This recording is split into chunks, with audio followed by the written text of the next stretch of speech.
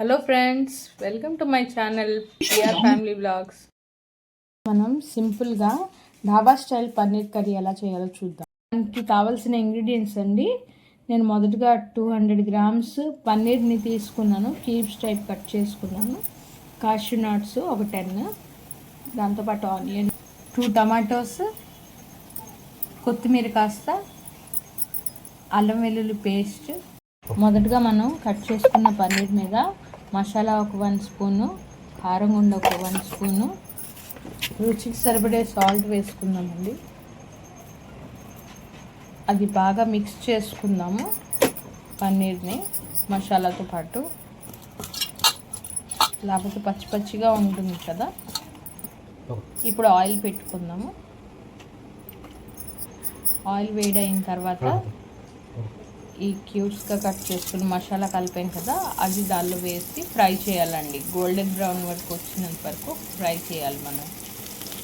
ఇప్పుడు ఇది బ్రౌన్ కలర్గా వచ్చినంత వరకు వేసుకుంటాం కదండి. అదే ఆయిల్లో మనం అది ఫ్రై చేసి తీసిన తర్వాత అదే ఆయిల్లో మనం ఉల్లిపాయలు వేసుకోవాలి. ఉల్లిపాయలు కొంచెం గోల్డెన్ కలర్గా వచ్చినంత వరకు ఉంచుకొని దాంట్లో టమాటా వేసుకోవాలి. దాంతోపాటు అల్లం వెల్లుల్లి పేస్ట్ కూడా కలిపేద్దాం. క్యాష్యూ నట్స్ ఇందాకలా ఉంచుకున్నాం కదా, అవి కూడా డిలప్ చేసేద్దాం. ఇప్పుడు మనం మసాలా సామాన్లు వేసుకోవాలండి. దానిలో అది వేసుకుంటూ ఉండాలి. వేసుకున్న తర్వాత మనం ఆ ఉల్లిపాయలు గట్టా పేస్ట్ చేసుకున్నాం కదా, టమాటా ఉల్లిపాయలు అవన్నీ, అది అలాగా దాంట్లో వేస్తూ మెల్లిగా దగ్గరికి వచ్చినంత వరకు కలపాలి. అది వదిలిస్తే మళ్ళీ కిందన అంటుకుపోతుంది అనమాట, మాడిపోతుంది. సో అలాగా కంటిన్యూస్గా కలుపుతుంటాలి. నేను ఇప్పుడు కారం పొడి వేసాను.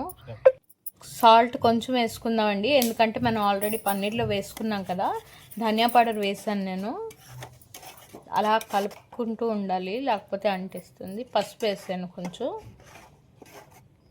అలా కలుపుకుంటూ మనం మసాలా దినుసులు వేసుకోవాలి. ఇప్పుడు గరం మసాలా వేసాను. అది కాస్త ఉడికి పచ్చివాసన పోయిన తర్వాత మనం ఈ పన్నీర్ వేసుకొని కలిపేసుకోవడం.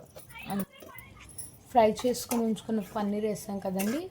నేను లాస్ట్కి ఎప్పుడు కొత్తిమీర కరివేపాకు ఎప్పుడు లాస్ట్కే వేస్తాను. Dhaba style paneer curry ready అండి. ఈ రెసిపీ కనుక మీకు నచ్చినట్లయితే షేర్, లైక్ అండ్ కామెంట్ చేయడం మర్చిపోకండి. Bye friends. మళ్ళీ మీ ముందుకి ఒక సరికొత్త వీడియోతో వస్తానండి. అంతవరకు బాయ్.